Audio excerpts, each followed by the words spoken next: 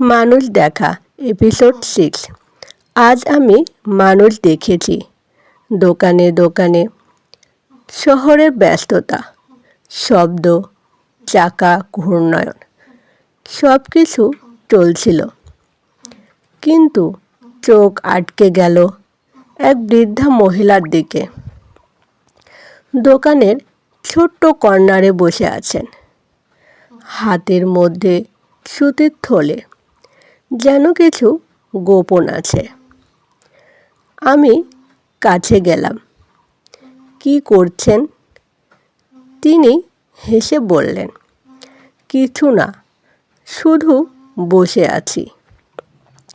কিন্তু চোখে চোখ রাখলে বোঝা যায়, কথা না হলেও মন কথা বলছে। আমি বসে গেলাম তার পাশে, কিছুক্ষণ চুপচাপ। তারপর তিনি থলেতে খুলে দেখালেন কিছু ছোট্ট জিনিস, পুরনো মুদ্রা, ছোট্ট খেলনা, কয়েকটি পোস্টকার্ড। প্রতিটা জিনিস যেন একটি গল্প বলছে।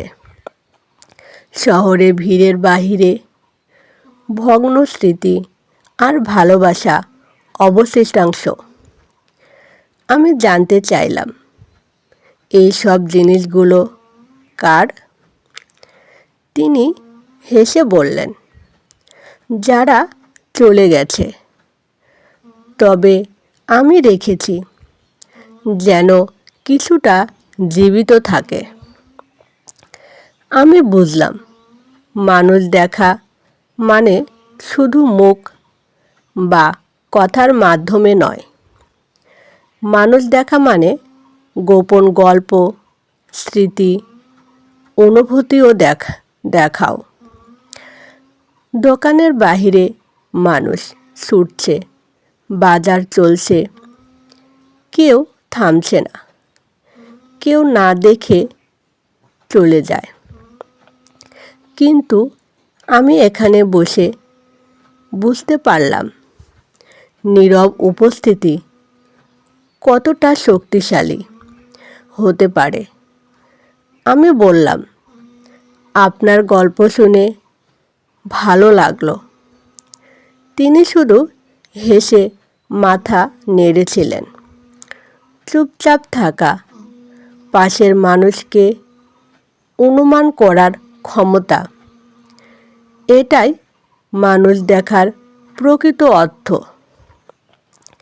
রাতে বাসায় ফিরে মা জিজ্ঞেস করলেন, আজ কোথায় গিয়েছিলে?